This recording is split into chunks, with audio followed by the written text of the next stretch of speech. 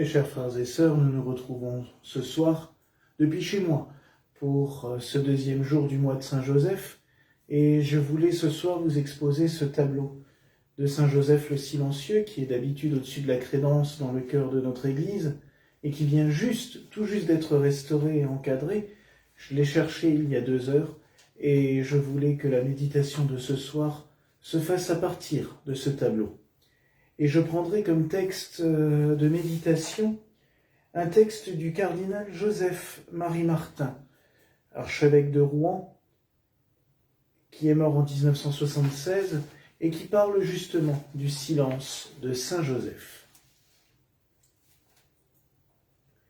Il sera bon de relever et de méditer la leçon de silence que nous donne Saint Joseph. Aucun mot n'est rapporté de lui dans l'Évangile. Ce n'est pas à dire qu'il ne parlait point. Il aurait été un triste compagnon pour la Sainte Vierge s'il n'avait jamais rien dit, mais juste, en toute chose, il n'était pas bavard. Il disait juste ce qu'il fallait dire, ni plus, ni moins, quand il le fallait et comme il le fallait. Bref, il parlait peu, mais il parlait bien. Là encore, quel exemple pour notre siècle où l'on parle tant.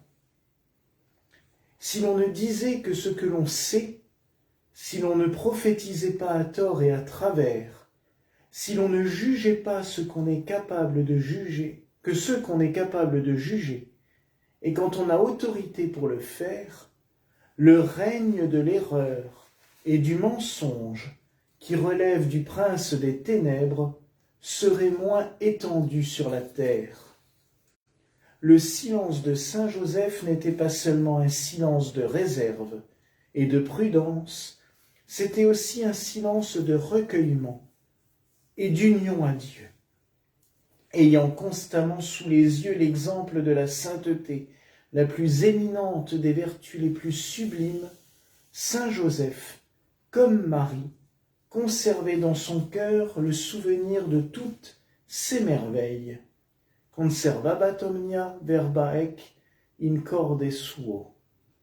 Luc 2, verset 51. En les admirant et en les méditant, il concevait un amour toujours plus grand pour Jésus et Marie. C'est le silence qui commence les saints, a écrit un auteur pieux. C'est lui qui les continue, c'est lui qui les achève.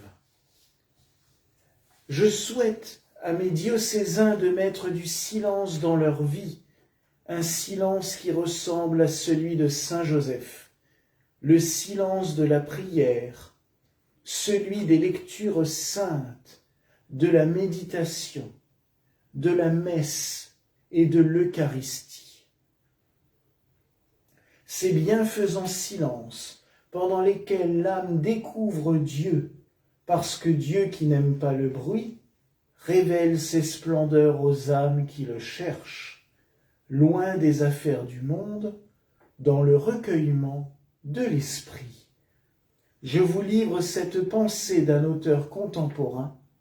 Bienheureux ceux dont le silence est la patrie, et la parole un voyage de charité qu'ils font au pays de ceux qui les entourent.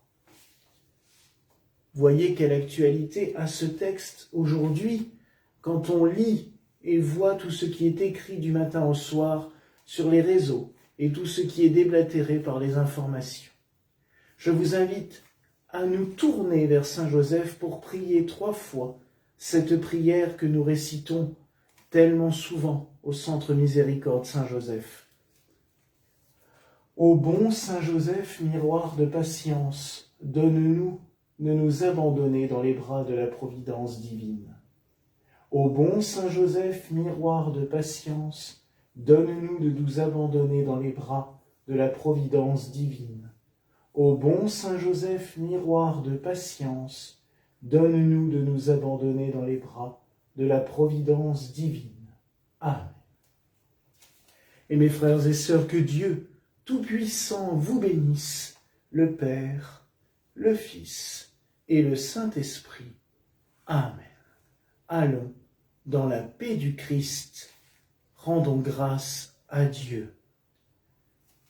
Noble époux de Marie, digne objet de nos chants, notre cœur te supplie, veille sur tes enfants. Veille, veille sur tes enfants, veille,